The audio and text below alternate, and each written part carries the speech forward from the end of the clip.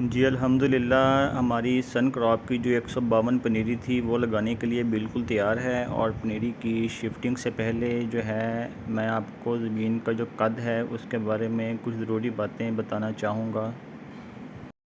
बिस्मिल्लाहिर्रहमानिर्रहीम। तो जी गंदम की कटाई के बाद हम जो है चावल लगाने के लिए ज़मीन की तैयारी कर रहे हैं। और इसका जो कद है वो करने के लिए हमने यहाँ पर जो पानी है वो छोड़ दिया है ज़मीन में। तो इंशाल्लाह इसका कद जो है वो करने के बाद जो पनीरी है वो हम इसमें शिफ्ट करेंगे। तो इसकी मरहला वाइज जो भी वीडियोस होंगी वो हम आपसे ज़रूर शेयर करेंगे इंशाल्लाह। अच्छा जी, इस वाले प्लाट में हमने जो गंदम की कटाई है उसके बाद हमने इसको रोनी की थी, पानी छोड़ा था ताकि जो ज़मीन है वो थोड़ी सी नरम हो जाए। ज़मीन बहुत ज़्यादा खुश्क थी। उसके बाद हमने इस प्लाट को 2 बार डिस्क फेरी है और 2 बार इसको हमने हल फेरे हैं। उसके बाद हमने इसको पानी छोड़कर इसका जब कद है वो कारे हैं। कद इसका 2 बार होगा, एक बार शर्कन गर्बन और एक बार शमालन जनूबन। 2 बार कद करने का फ़ायदा ये होगा कि इसमें जो पानी है वो खड़ा हो जाएगा, पानी जज़ब नहीं होगा। और फिर इसमें जो चावल की पनीरी है उसकी शिफ्टिंग हो जाएगी और इंशाल्लाह बेहतरीन उसकी जो जर्मिनेशन है, उसकी जो ग्रोथ है वो शुरू होगी इंशाल्लाह। अच्छा जी, ये जो हमने सन क्रॉप की हाइब्रिड पनीरी थी 152 वो लगाई थी, उसकी ये जो पनीरी है देखें, इसको हम उखाड़ रहे हैं पनीरी को। और इसकी पनीरी माशाल्लाह जो हमने 5-6 दिन पहले स्प्रे की थी, पनीरी बहुत छोटी थी। इसका आप जो कद है वो पनीरी का आप चेक करें। इस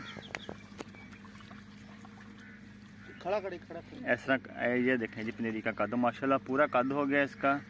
इसको हमने जबरालिक एसिड की और अमाइनो एसिड की जो स्प्रे की थी कद की वजह से ही, क्योंकि इसका जो कद था वो छोटा था।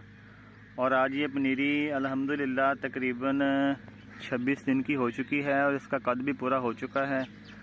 और इसका कलर और सेहत के लिहाज से पनीरी बिल्कुल ठीक है जी। तो इंशाल्लाह जी आज शाम को जो पनीरी है ये इस वाले खेत में जो कि मैंने आपको पहले दिखाया है जिसका कद हो रहा है उसमें शिफ्ट होगी इंशाल्लाह।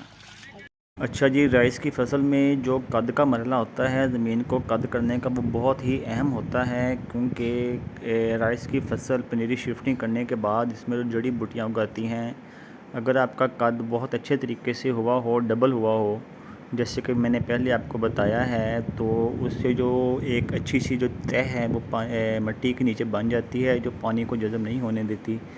अगर पनीरी की शिफ्टिंग करने के बाद आपका पानी 20 से 25 दिन तक खेत में खड़ा रहता है तो इंशाल्लाह उसमें कोई गुंजाइश नहीं रहती कि उसमें किसी भी किस्म की कोई भी जड़ी बूटी जो है वो उगेगी। उसके लिए ना तो आपको किसी सीटा क्लोर की ना बीटा क्लोर की ज़रूरत पड़ती है। अगर आपका कद अच्छे तरीके से हो जाए और उसमें 20 से 25 दिन पानी खड़ा रहे तो इंशाल्लाह उसमें किसी किस्म की कोई जड़ी बूटी पैदा नहीं होगी। बाकी जी किसी भी दोस्त के जहन में राइस की फ़सल के हवाले से कोई भी सवाल हो, हाइब्रिड की जो फर्टिलाइज़र है उसके बारे में, इसकी स्प्रे के बारे में, इसकी जो दानेदार होती है उसके बारे में, किसी भी किस्म का कोई भी सवाल हो तो आप वो मुझसे कमेंट्स में लाजमी पूछिएगा, मैं उसका जवाब इंशाल्लाह ज़रूर दूँगा।